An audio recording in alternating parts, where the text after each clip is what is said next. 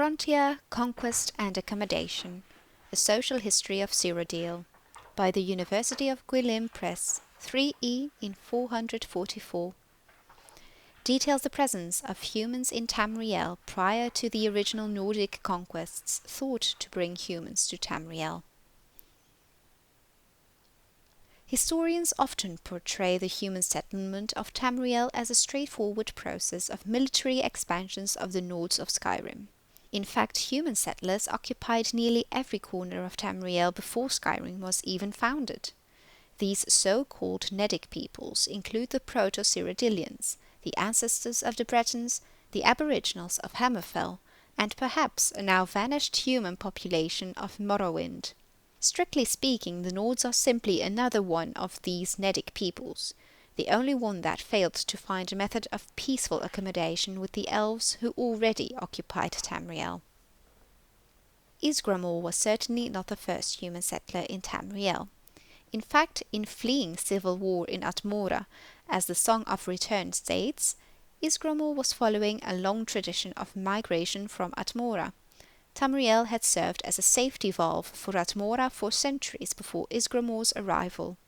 Malcontents, dissidents, rebels, landless younger sons all made the difficult crossing from Atmora to the new world of Tamriel. New archaeological excavations date the earliest human settlements in Hammerfell, High Rock and Cyrodiil at ME 800 to 1000, centuries earlier than Ysgramor, even assuming that the 12 Nord kings prior to Harald were actual historical figures. The Nordic peoples were a minority in a land of elves, and had no choice but to live peacefully with the elder race. In High Rock, Hammerfell, Cyrodiil, and possibly Morrowind, they did just that, and the Nordic peoples flourished and expanded over the last centuries of the Merethic era. Only in Skyrim did this accommodation break down, an event recorded in the Song of Return. Perhaps, being close to reinforcements from Atmora, Proto-Nords did not feel it necessary to admit to the authority of the Skyrim elves.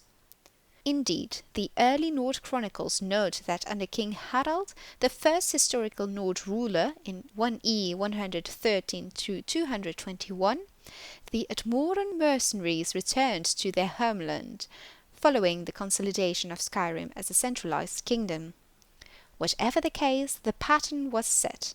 In Skyrim, expansion would proceed militarily, with human settlements following the frontier of conquest, and the line between human territory and elven territory was relatively clear. But beyond this zone of conflict, the other Nordic peoples continued to merge with their elven neighbors.